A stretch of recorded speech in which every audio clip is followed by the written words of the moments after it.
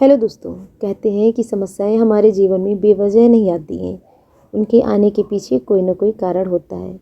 समस्याएं हमारे जीवन में आती हैं, इसका मतलब है कि हमारे जीवन में कुछ बदलने वाला है, कुछ नया होने वाला है। दोस्तों, हमारे जीवन में, हमारे शरीर में यदि कोई छोटी सी परेशानी आ जाती है तो हम उसे सोच के बहुत ज़्यादा परेशान हो जाते हैं कि हमें इस बीमारी ने घेर लिया है, हमारे साथ ऐसा हो रहा है, हमारे साथ वैसा हो रहा है। पर अगर गंभीरता से इसको समझें, उसके आने का कारण अगर हम देखें, तो हम समझ पाते हैं कि प्रकृति हमें इशारा करती है, छोटी छोटी समस्याएं दे करके हमें इशारा करती है कि आपके शरीर में कोई बड़ी समस्या आने वाली है। हमें पहले से ही उस समस्या के प्रति जागरूक होने की आवश्यकता है। बस इसी तरह से ही परेशानियों का भी कारण होता है। अगर आप सच्चे हैं, आप ईमानदार हैं, तो ईश्वर किसी न किसी तरह से इशारा करके आपको ज़रूर समझाएगा कि अब आपको अपने जीवन में संभलने की आवश्यकता है। तो दोस्तों, इसी सुविचार के साथ में करते हैं आज की वीडियो की स्टार्टिंग। तो फ्रेंड्स, आज है 6 जनवरी और जनवरी महीने के भी हमारे 6 दिन बीतने वाले हैं और हम रोज़ रोज़ एक एक दिन करके अपने जीवन में आगे बढ़ रहे हैं। आज है दिन सोमवार, मेरा व्रत है, तो मैंने अपने दिन की शुरुआत की है सुबह मंदिर जा कर के।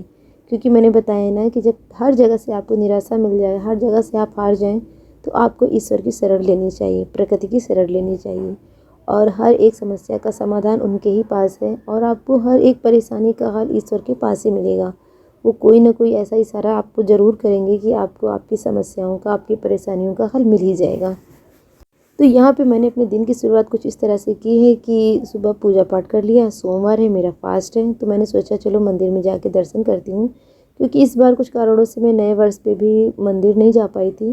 क्योंकि हर साल मैं अपने नए साल की शुरुआत मंदिर जाके ही करती हूँ, पर इस साल मैं नहीं जा पाई थी। तो मैंने मंदिर जाके इस सप्ताह की शुरुआत की है। तो मंदिर होकर आ गई थी, चाय वगैरह बनाई, व्रत है तो ज़्यादा कुछ खाया नहीं, थोड़ा बहुत जो सुबह ब्रेकफास्ट करना होता है वो मैंने कर लिया। बाकी पूरा दिन मैं व्रत के दिन नहीं खाती रहती हूँ। इसके बाद में मेरे पास में कुछ कपड़े ऐसे थे जो कि कंप्लीट हो गए थे, काफ़ी दिनों से मेरे पास रखे थे, किसी वजह से मैं भेज नहीं पा रही थी। कारण ये था कि जिनके घर के कपड़े हैं उनके घर में कुछ फंक्शन था, तो मुझे लगा कि नहीं, अभी कपड़े भेजना सही नहीं है। क्योंकि भीड़ भाड़ में अगर आप अपने कपड़े बनाए हुए भेजते हैं तो उस तरीके से वो देख नहीं पाते या इधर उधर हो जाते हैं, तो बाद में हमें प्रॉब्लम होती है। तो मैंने सबसे पहले वो सारे कपड़े अपने अच्छे से रख के उनके घर भेज दिए। उसके बाद यहाँ पे मैंने अपना सिलाई का काम स्टार्ट कर दिया है। क्योंकि आजकल मेरा सिलाई का काम पेंडिंग होता जा रहा है और सर्दी इतनी ज़्यादा है कि थोड़ा सा काम करो, हाथ पैरों में इतनी ठंडक लगती है कि फिर से हाथ पैर समेट के बैठने का मन करता है।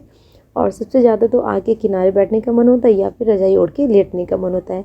तो इस वजह से मेरा सिलाई का काम भी पेंडिंग होता जा रहा है।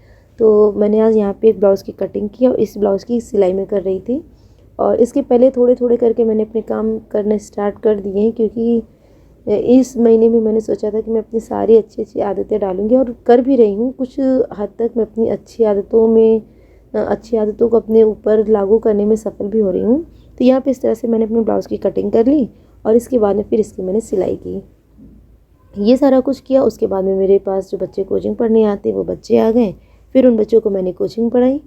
तो इस तरह से कुछ समय बीत रहा है। और सर्दियों का क्या हाल चाल है आपके इलाके में, कमेंट के थ्रू ज़रूर बताइएगा। तो बस इसी तरह से मेरा दिन आजकल बीत रहा है। सर्दी आजकल बहुत ज़्यादा है, स्कूलों में छुट्टियां हो गई हैं, तो इस वजह से बच्चों की कोचिंग का टाइम भी आगे पीछे हो गया है। तो बच्चों की सहूलियत को देखते हुए मैंने टाइम तो आगे पीछे कर दिया है, पर उसकी वजह से मेरा काम जो है वो सफ़र कर रहा है। क्योंकि बीच में मैं बच्चों को बुलाती हूँ, इस वजह से ना तो मेरा सुबह के टाइम पे स्टिचिंग का काम हो पाता है और ना ही शाम के टाइम पे हो पाता है। तो थोड़ा सा प्रॉब्लम आ रही है। पर सर्दी बहुत ज़्यादा है और मेरे पास सारे छोटे ही छोटे बच्चे कोचिंग पढ़ने आते हैं, तो मुझे सबसे ज़्यादा पहले उनका ध्यान देना ज़रूरी है। तो इसी वजह से मैंने अपना काम थोड़ा सा पेंडिंग हो रहा है, बट कोई बात नहीं, धीमे धीमे करके सब सही हो जाएगा। और यहाँ पे आप देख सकते हैं कि मैंने एक साड़ी लेके रखी है। एक्चुअली इसमें क्या था कि ये कस्टमर की साड़ी है और काफ़ी अच्छी साड़ी है, काफ़ी महंगी साड़ी थी। और इसमें क्या हुआ कि कस्टमर ने जब प्रेस किया तो वो प्रेस गर्म होने की वजह से इसमें चिपक गया और ये बीच में ख़राब हो गई साड़ी, यानी कि वो चिपक गई थी। और कहते हैं कि पूजा पाठ में जला हुआ कपड़ा आप पहन नहीं सकते हैं। और मतलब कुल मिला के साड़ी बेकार ही हो गई। तो कस्टमर ने मुझसे बताया, तो मैंने पहले तो उनसे कहा था कि मैं इस पर थोड़ा सा डेकोरेशन वगैरह कर देती हूँ, बट बाद में उन्होंने कहा कि नहीं, रहने दो, ज़्यादा करने से कोई मतलब नहीं, क्योंकि इसको ना तो मैं किसी फंक्शन में पहन के जाऊँगी और ना ही किसी पूजा पाठ में इसको पहन सकती हूँ। तो सिंपल सा मैंने इसमें बीच से सिलाई चला दी है। कटिंग जो जल गया था उसको कटिंग के थ्रू हटा दिया है और मशीन चला दी थी। पहले मैं सोच रही थी लेस वगैरह लगाऊंगी, बट मैंने कुछ भी नहीं किया। और इसमें सिंपल सी मैंने मशीन चला के कपड़ा एक्स्ट्रा वाला कट कर दिया, और ऊपर से मैंने इसमें जो ट्रांसपेरेंट धागा आता है जिसमें जो अनविजिबल होता है, तो उस वाले धागे से मैंने इसमें मशीन चला दी। साड़ी को मैंने अपने स्तर से ठीक ठाक सा बना दिया, और फिर ये करने के बाद में फिर साड़ी को मैंने कस्टमर के घर भेज दी। तो ये काफ़ी दिनों से मेरे पास साड़ी रखी हुई थी, बट मैंने आज सोचा कि ये जो छोटे छोटे काम है ये सारे मैं निकाल देती हूँ। तो यहाँ पे मेरी साड़ी का जो काम था वो भी कंप्लीट हो गया। और यहाँ पे मैं एक बात आप लोगों के साथ में शेयर करना चाहती हूँ कि ठंडी बहुत ज़्यादा है, सर्दियों का टाइम बहुत ज़्यादा है, और इस टाइम पे काफ़ी ज़्यादा लोगों को जिनको बीपी की प्रॉब्लम होती है, या हाई ब्लड प्रेशर की या लो ब्लड प्रेशर की, उनके लिए, और जिनको शुगर की प्रॉब्लम है उनके लिए बहुत ज़्यादा समय ख़राब चल रहा है। एक्चुअली मेरे घर के आसपास में भी कई केसेस ऐसे हो गए हैं कि जिसमें अचानक से इंसान रात में ठीक ठाक सा सोता है और जब सुबह उठता है तो अचानक से बीपी वगैरह बढ़ जाता है, तो उसकी वजह से उनको कहीं ब्रेन हैमरेज हो रहा है, या कई लोगों की तो डेथ तक हो चुकी है, जो कि बहुत ही ज़्यादा दुखद है।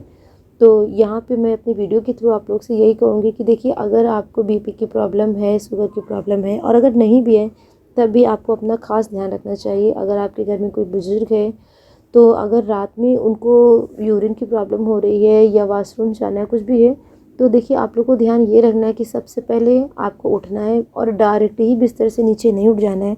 थोड़ी देर पहले आपको उठना है और अपने पैर नीचे करके बैठना है। 2-4 मिनट तक आपको एकदम नॉर्मल हो जाना है, क्योंकि देखिए सर्दियों में क्या होता है कि जब हमारा शरीर सोया हुआ होता है तो एकदम से मुड़ जाते हैं, तो उसी चक्कर में हमारा बीपी बढ़ जाता है और हमें ब्रेन हैमरेज या हार्ट अटैक हो जाता है। तो ऐसे में आपको क्या करना है कि थोड़ी देर आपको रेस्ट करना है, यानी कि उठ के बैठना है। 1-2 मिनट तक अपने हाथों को आपस में हथेलियों को घिसना है, उन गर्म हथेलियों को अपने मत्थे पर, अपनी आँख पे रखना है, और इसके बाद में फिर आराम से आपको उठना है।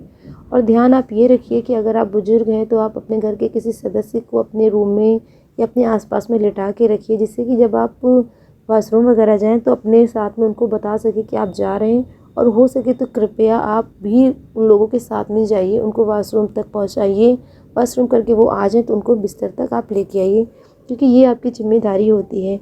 उन लोगों ने अगर आपके बचपन में आपका ध्यान रखा है, तो अब आपकी जिम्मेदारी बनती है कि आप भी अपने बुज़ुर्ग लोगों का, अपने माता पिता का, जो भी बुज़ुर्ग सदस्य हैं उनका ध्यान रखिए। तो आज की वीडियो के थ्रू मैं यही कहूँगी कि बहुत ज़्यादा ध्यान देने की आवश्यकता है, और जो नवयुवक हैं, छोटे बच्चे, उनको तो ध्यान रखने की आवश्यकता है ही, पर बूढ़े लोगों को खास देखभाल की ज़रूरत है।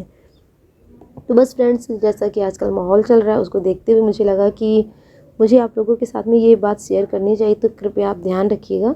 तो बस फ्रेंड्स, आज की वीडियो में इतना ही। मिलते हैं नेक्स्ट वीडियो में, तब तक के लिए take care, bye bye, thanks for watching, good night.